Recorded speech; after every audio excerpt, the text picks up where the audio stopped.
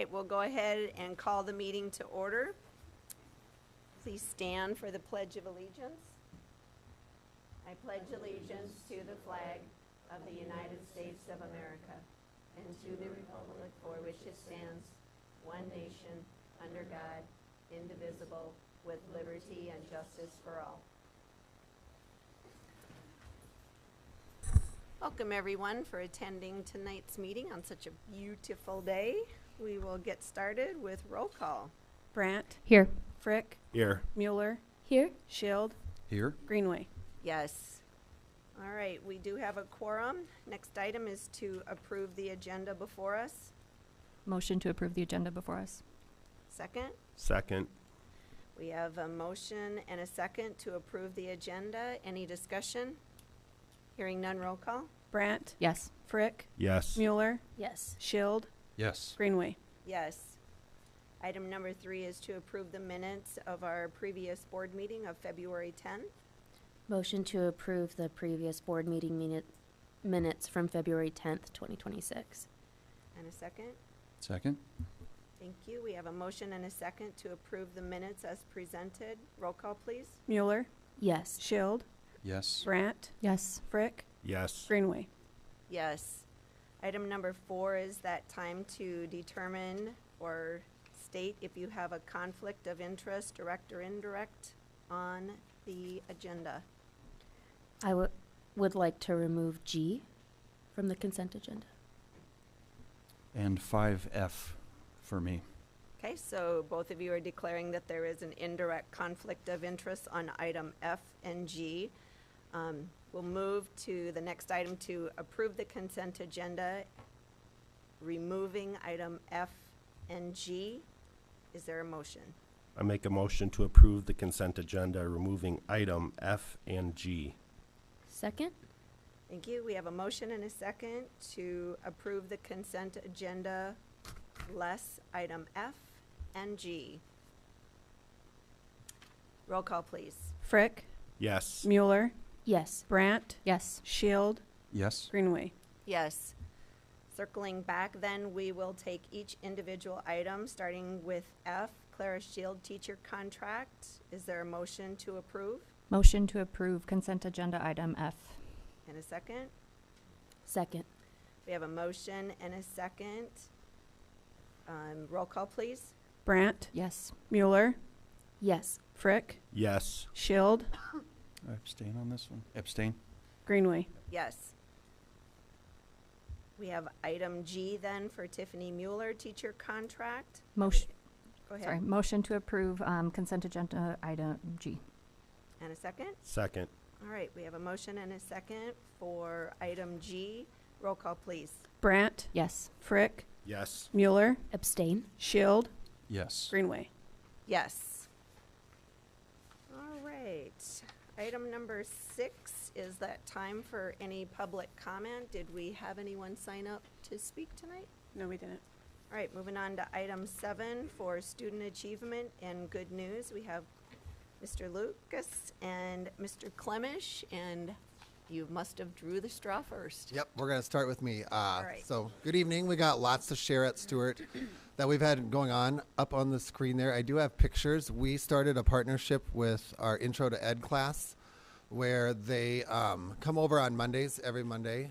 It's about 10 kids that come over, and they go in and work in our classroom. So they rotate through.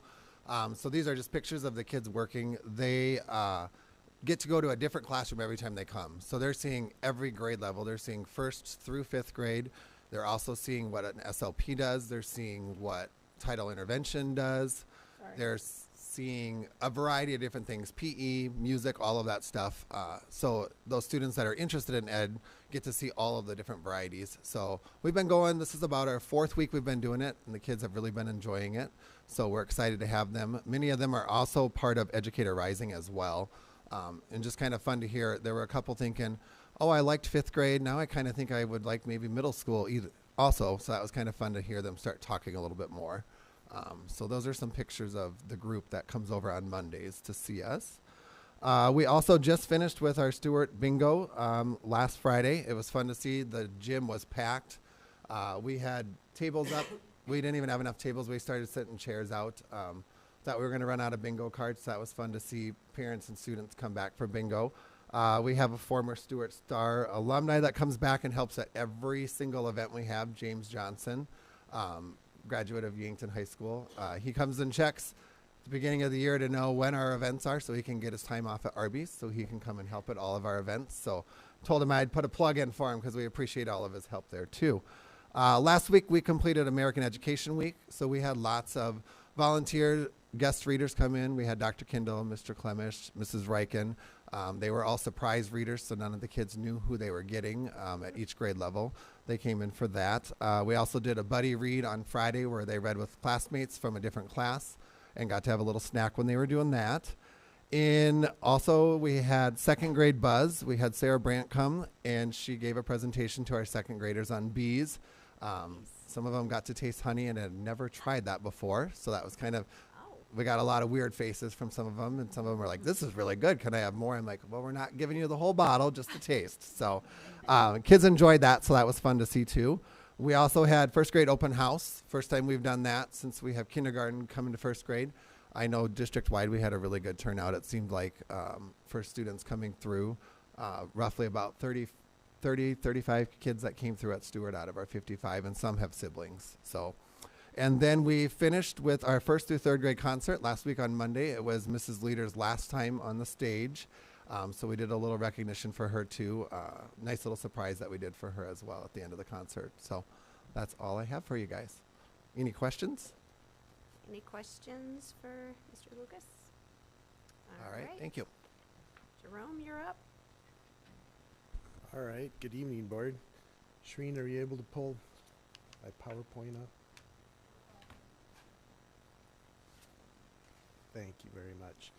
All right, I just thought I'd update the board on our December 1 child count for special education.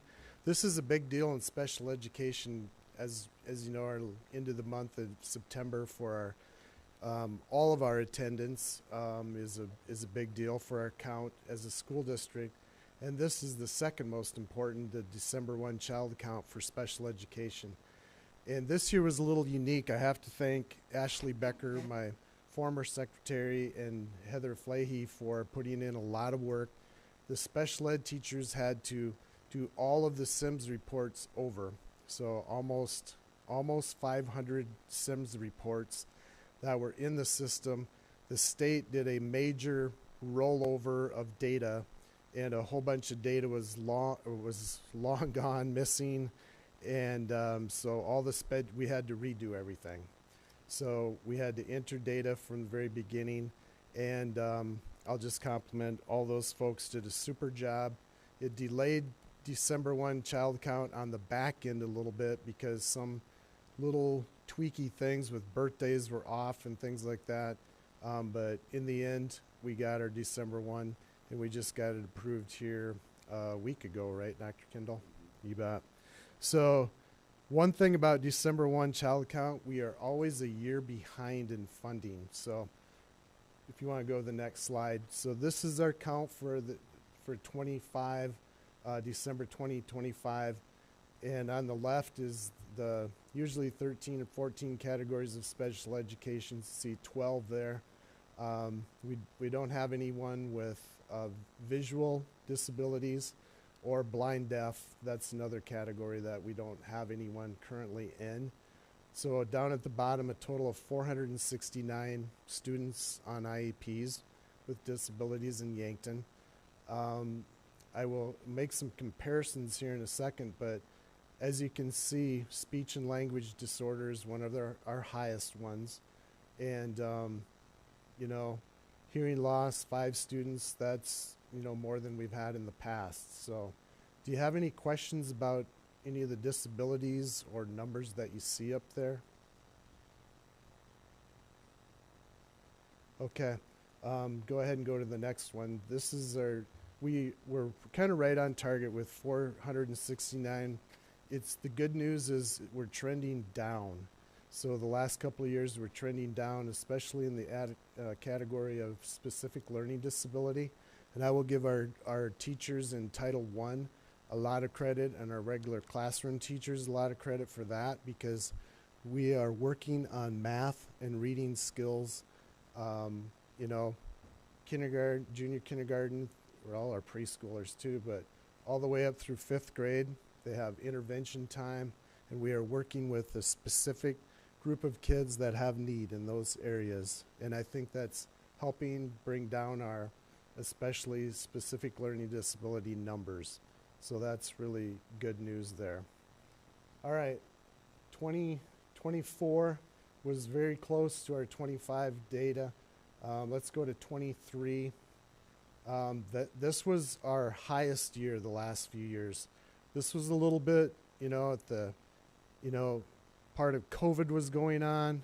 That 496 was the highest numbers that we've had in special education probably in the last almost ever, with 496 students. The problem with being a year behind in funding, if we go to the next year, 2022, we were dealing with almost 500 kids, but we were only getting funding for 478. So that, 18, 20 students, that makes a big difference on funding, especially if they're high needs kids. It's really all about, what needs that the kids have, okay? All right, I just wanted to make a little, here's kind of a fun one to see. This goes all the way back to one of Joyce Wentworth's last years of special education. But look at the autism spectrum disorder numbers. Our 2025 count, 53 kids compared to 31.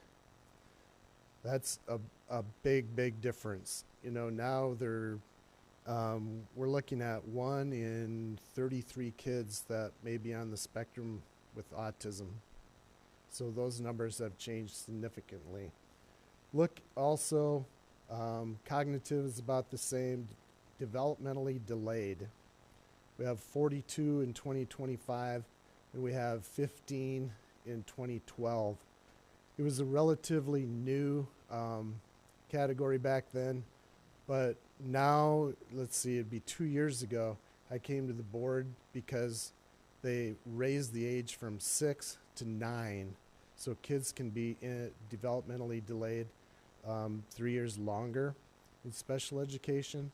So that's part of the reason why you see, over double the numbers in DD. Okay. Also the one that's significantly different, if you look at emotional behavior disability, 28 in 2012 and only 14 in 2025. That's a little bit misleading because most of our kids qualify for our behavioral disability are probably OHI. If you look at other health impaired, you see 70 compared to only 19.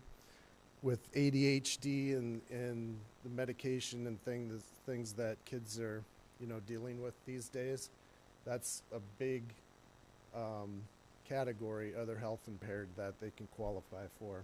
So that's why you see a big difference there.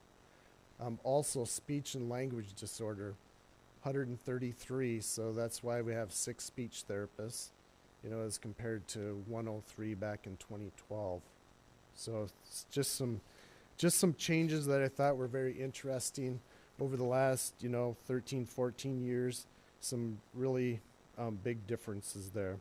The other one is specific learning disability. Look at those numbers in 2012, 160, compared to 90. So that goes back to, hopefully we are really reaching kids, all kids in the elementary. If they need help, get them help early, and hopefully they won't end up in special education. So I think it says a lot about our Title I program and the good things that are happening there. Okay? That you don't have to worry about, Shireen. All right, do you have any questions? I do. Yes. So you were talking about how, if early intervention can help with kids not necessarily needing the SPED program. Once a child's in the SPED program, do you have an idea of how many of those children are able to move out of that test out. program? Mm-hmm. Yes, we just had some dismissals last week. Awesome. So those are called our celebration parties. Like, especially in speech and language, a lot of those kids can test out and work their way out. But our SLD kids, we've had kids SLD that have tested out, so that's Wonderful. good. Yeah. Thank you. We have that. Good question. Any others? All right, thank you.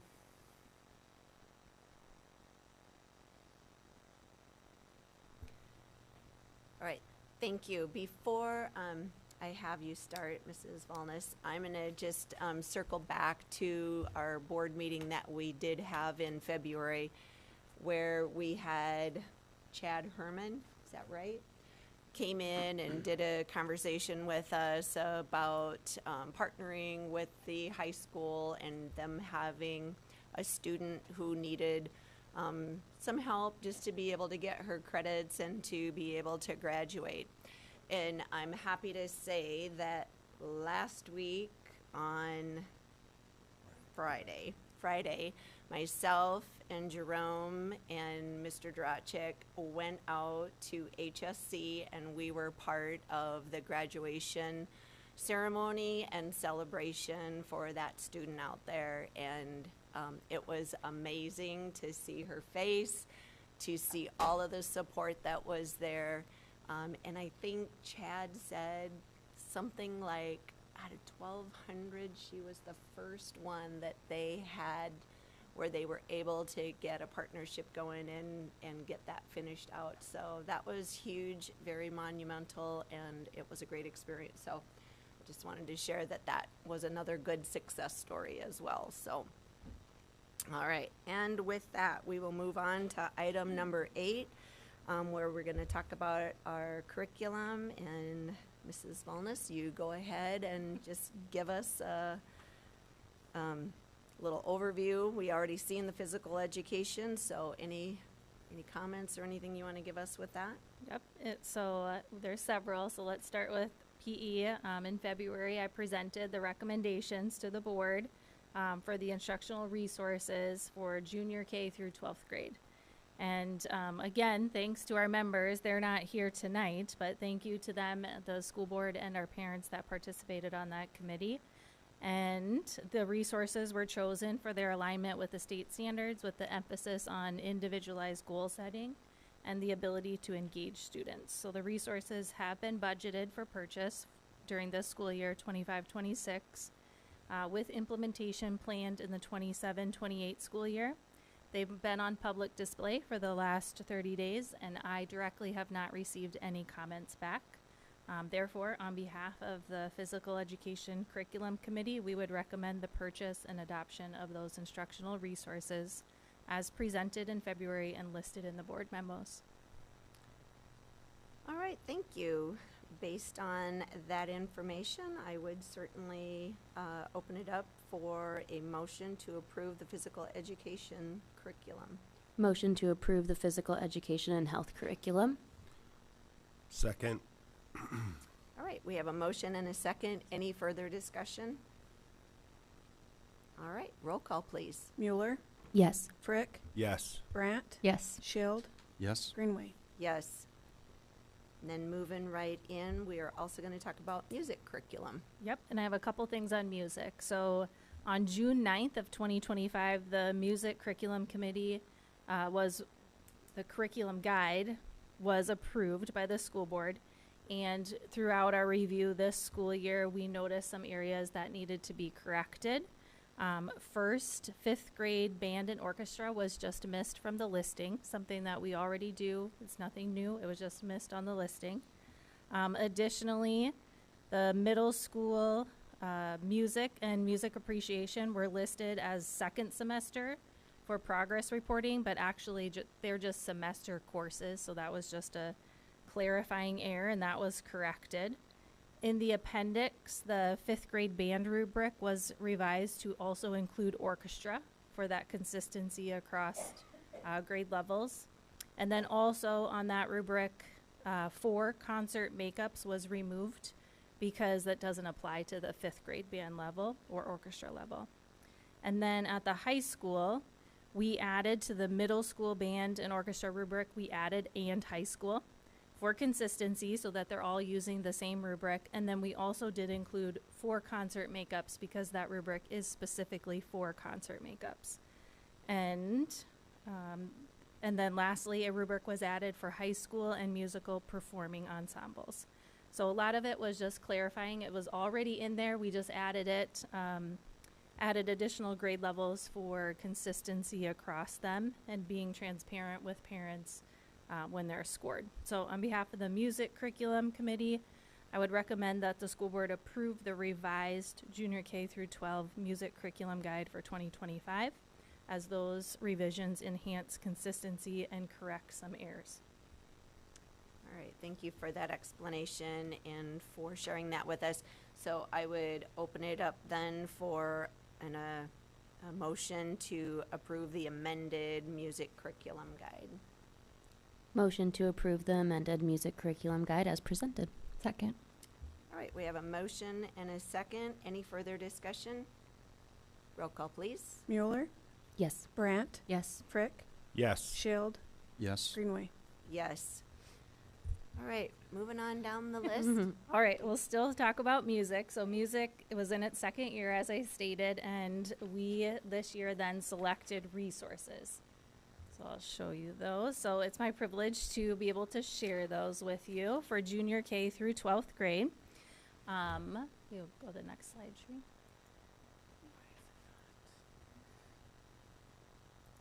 There we go. All right, so here's the timeline of our music curriculum committee. In 24-25, the music curriculum committee reviewed our curriculum guide, which you just approved those amendments. We focused a lot, as you heard in our corrections, on student engagement and consistency across grade levels. And then in 25-26, we reviewed resources that can enhance our programming. And then in 26-27, we will implement those resources. So tonight, I'll show you what the recommendations are for the music curriculum committee.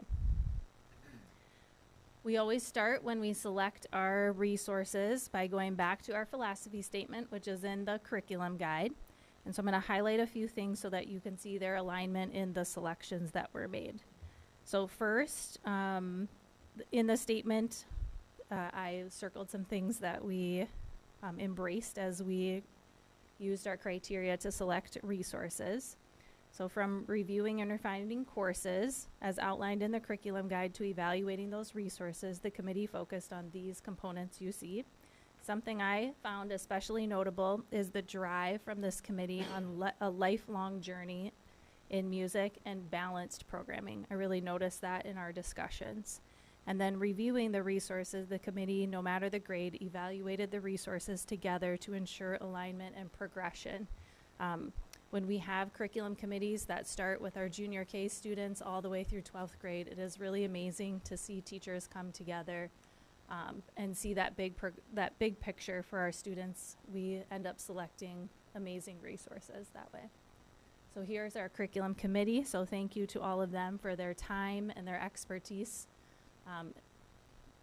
I will say amazing again, but it is really phenomenal to listen to their expertise and all of the work that goes into the selection of our resources. Some of them are here in the room, so I'll just have them wave. Appreciate you coming and supporting your work here. All right, and here are the resources. So at the elementary level, we selected Quaver as the instructional resource. Quaver is also our current resource. We found it to continue to be meeting our needs. It's constantly being updated and has new songs being added. Teachers note it for its customization at the student and the teacher level. It's also very user-friendly for our teachers, our students, and our substitutes that come in. And then there is an early childhood component, which is great for TLC. For middle school, the middle school selected Music First Creativity Solution, and this will meet the needs of all of our middle school classes. There's a focus on that create piece, and those are part of our standards. Very engaging to students, and it's interactive. For high school music appreciation, they selected Experience Music, and then AP Music Theory, the Benward Music in Theory and Practice, the 10th edition. So in these selections, the theory moves through genres of music and music in movies, which will be very engaging to students. The AP resource is the same, but it's an updated version. And I appreciate when we stay sometimes with the same, but an updated. That means we selected it right the first time. It's meeting our needs, and we're seeing it as a valuable resource. Also, we've noted from the committee members that we've, not only the teachers, but the parents, that the AP music class really leads well into music theory in college. We've actually had a lot of feedback about this, and it's very comprehensive, so that was positive to hear. And then also these two resources offer opportunities to practice and write music at those levels. Additionally, we have courses in band, orchestra, new courses that were added to our curriculum guide, piano and guitar. And for these courses, the teachers will select student-specific method books, and then the books will belong to the student. They will purchase them so that they can practice with them at school and at home. And of course, we'll have books at school in case we forget them. And that theory really supports that lifelong journey in music, that they can keep those books with them. So once again, thank you to all of our committee members for not only showing up tonight, but also your time and dedication. It's a lot of work to go through a curriculum study. The resources will be available for preview digitally for the next 30 days, and the links can be found in the curriculum memos or on the school board website or on the curriculum page, which is right under the big scrolling picture on the home page of the website. Any questions? I don't have any questions. Just a statement I'd like to make about being on the committee. I really appreciated at the last meeting getting to witness teachers and parents involved to discuss how to include children who don't like performing. I think that was really big because music can be so influential and so impactful, but people don't want to perform. They want to have other outlets, and there's so many opportunities with music outside of performance. So I really loved the engagement in that conversation too, and really pulling in kids from other areas that might have major interest in that. The music and movies was one piece that I thought was pretty cool. A lot of kids can relate to that, and then being able to grow from that and see where it goes. So I really do appreciate that aspect as well, kind of thinking outside the box from your kids who are in choir and band and orchestra and pulling in some other kiddos. So I just really appreciated that. Thank you for your comment. Yeah, thank you. All right, so those resources will be available for preview for the next 30 days for public comment. All right, and then moving on to science, the same. It's always a privilege to share the work that the committee has done.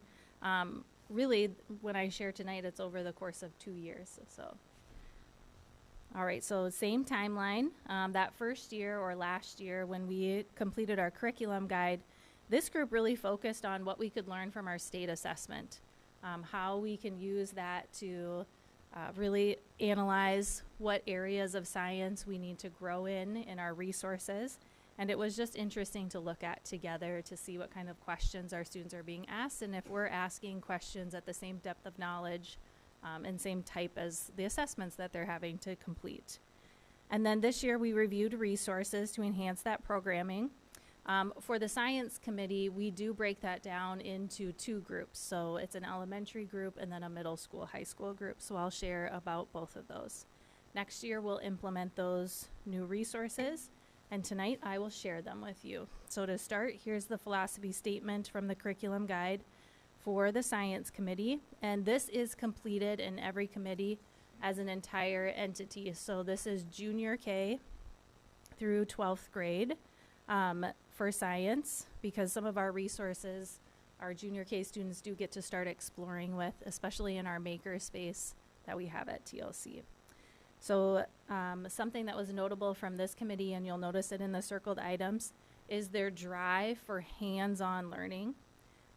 There's a lot of online simulations that you can buy and have students do, but they really wanted to ensure that students were working hands-on as well. It is important to know that our online simulations are important because sometimes we can't do them safely. in the confines of our labs or in our classrooms. So instead of not being able to experience that certain activity, we can do the online simulation. So we do have a good mixture of hands-on labs and online simulations. And here are all of these curriculum committee members. So you can see both of the committees. And they are here in the room tonight as well, so they'll give you a little wave.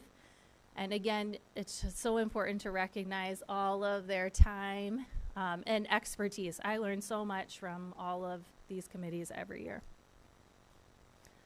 So starting with the elementary selected Experience Science from Savvis as a publisher. We do currently have a Savvis product, but we quickly recognized that Experience Science was a brand new curriculum. It's not just an updated version of what we have. And we noticed the enhancements targeted our exact concerns that we currently have with our resources. And so that was really nice to see that those enhancements were really driven by teacher feedback from the company. So a couple of things that we noted this resource for is the pacing. Science at kindergarten might be 10 minutes twice a week, 3 times a week, but at 5th grade, it's 50 minutes every day or multiple times a week. And so to find a resource that meets those extremes is really important. So we really liked the pacing in this curriculum. It offers different pathways to extend learning, but yet make sure that all of our students have those core concepts.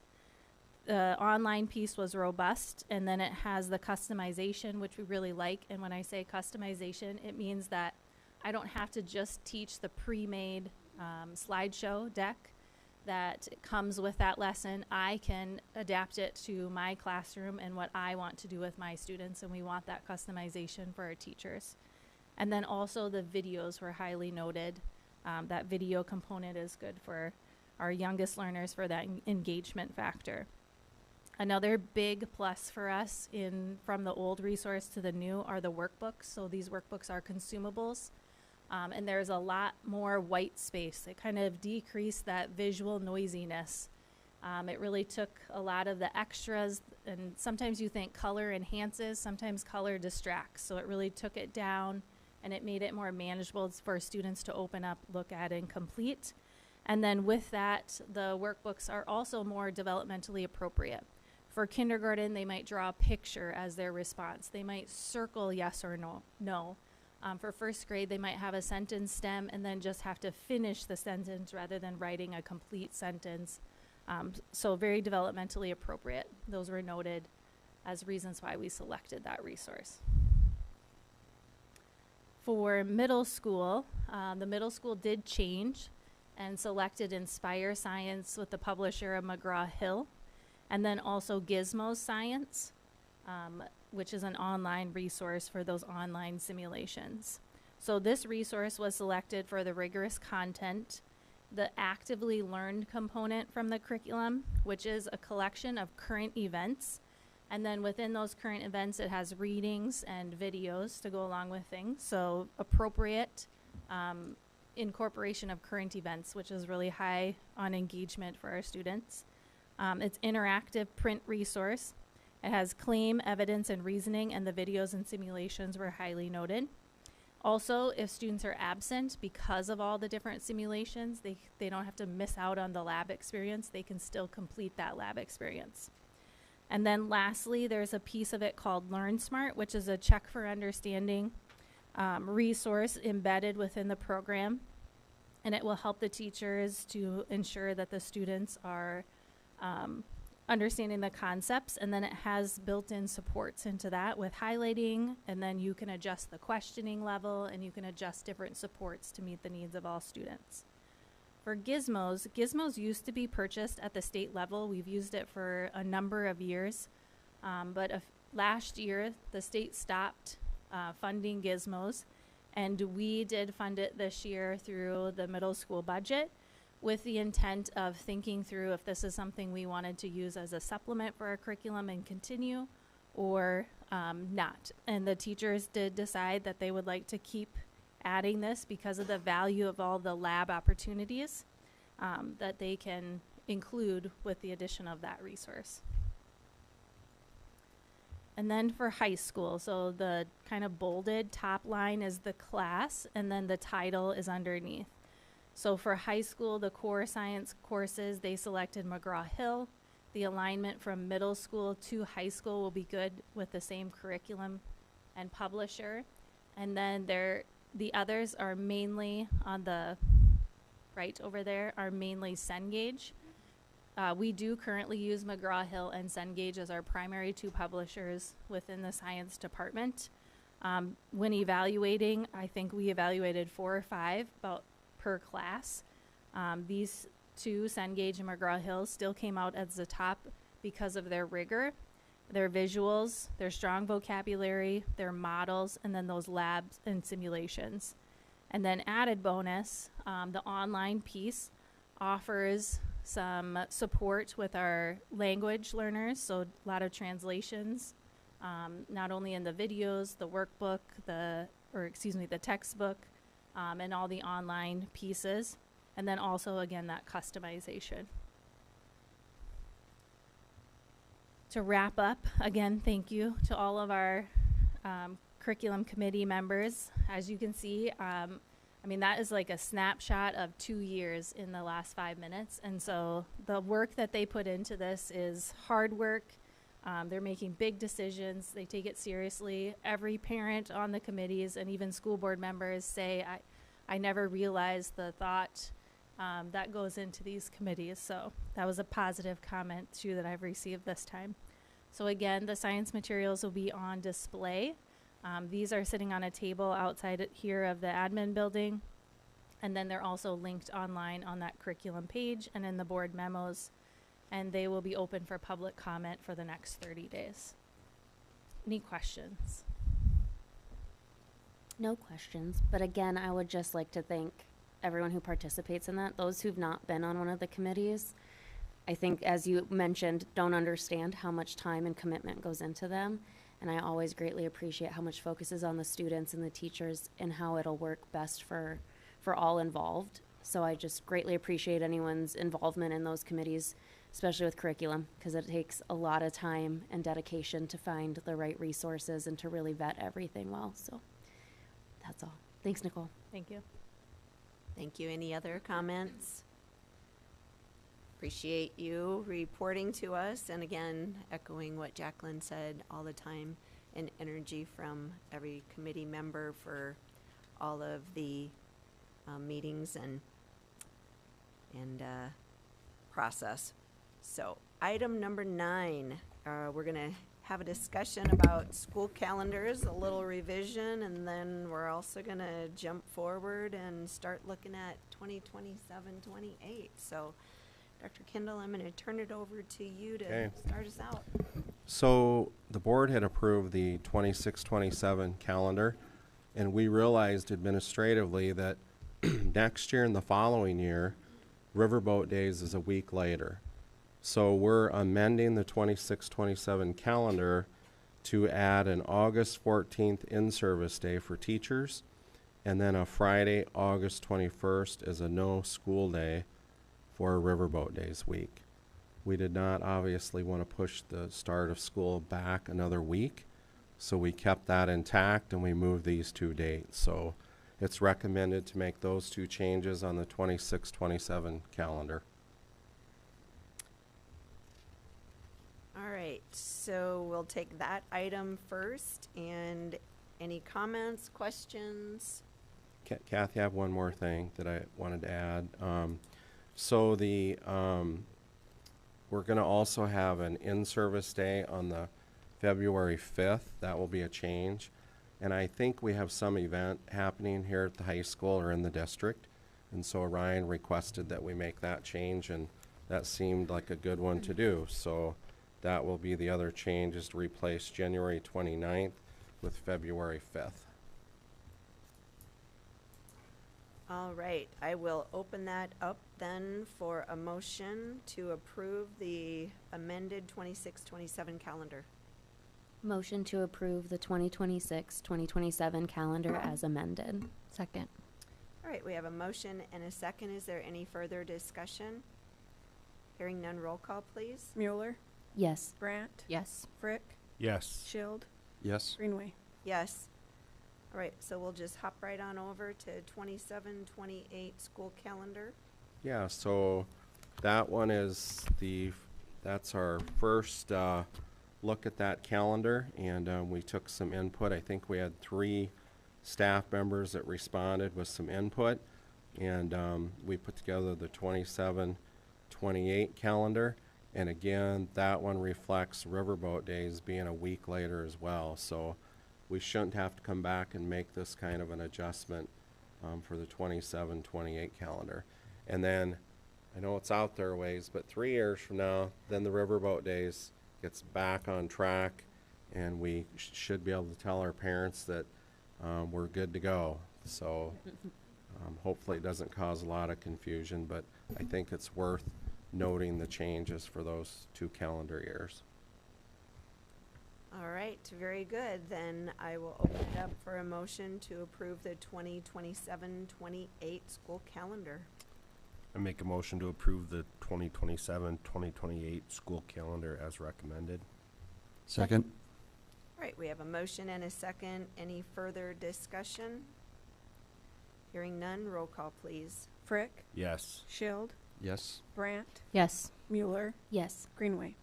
Yes. Item number 10 is for the board to go into executive session, and I will open up for a motion. Motion to go into executive session? Second. Okay, I'm going to back up and have you refine that because we Oh. do need to indicate why we're going into executive session with the South Dakota Codified Yep. Law 1 and 4. With the oh goodness, I'm gonna say the abbreviations, SDCL 1-25-2 and SDCL 1-25-2. Items.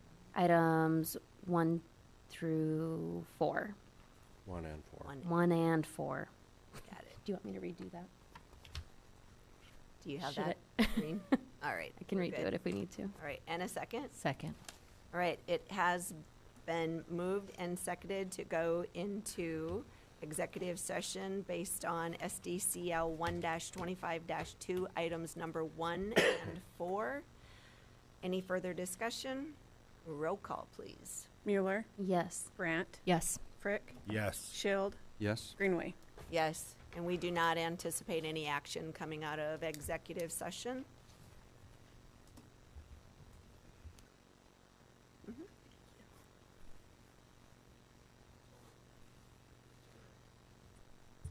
All right, thank you. I now declare that we are out of executive session. As indicated, there is no action to be taken. Last item on the agenda is adjournment. Is there a motion to adjourn? Motion to adjourn. Second. We have a motion and a second. All those in favor signify with aye. Aye. Those opposed, same sign. Have a great night.